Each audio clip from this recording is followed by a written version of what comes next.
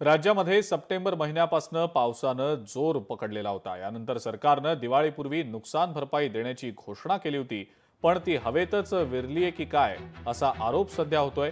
नुकसान भरपाई न मिळाल्यानं शेतकऱ्याची दिवाळी अंधारातच आहे। महापूरग्रस्त आणि अतिवृष्टीग्रस्तांना मदत देण्याबाबत कृषी मंत्र्यांनी केंद्राकडे बोट दाखवलंय। आपल्याला केंद्राकडनं मदत घ्यायची असल्यानं त्यांना पंचनामे अचूक द्यावे लागतात असं कृषी मंत्री दत्तात्रय भरणे म्हणतायत। तसंच आपण एनडीआरएफचे नियम देखील बदलल्याचं त्यांनी सांगितलंय। त्यामुळे आता दिवाळीपूर्वी नाही पण लवकरच नुकसानग्रस्त शेतकऱ्यांना मदत मिळेल असं नवं आश्वासन कृषी मंत्र्यांनी दिलेलं आहे। मदत मिळायला थोडा उशीर होतोय याची कबुली देखील त्यांनी दिली आहे।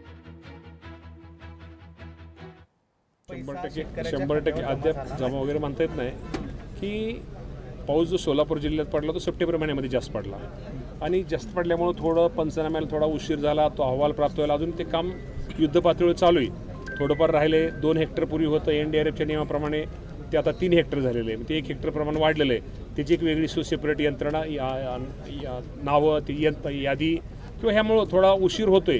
परंतु राज्याचे मुख्यमंत्री यांनी जे पॅकेज जाहीर केलेले 32,000 कोटीचं, त्या पॅकेजमधलं 1 रुपयासुद्धा नुकसान, जे नुकसान शेतकऱ्यांचं अतिवृष्टीमुळे झाले तो सोलापूर जिल्ह्यातला असू द्या किंवा महाराष्ट्रातला असू द्या, त्या शेतकऱ्याचं 1 रुपयासुद्धा शिल्लक ठेवलं जाणार नाही।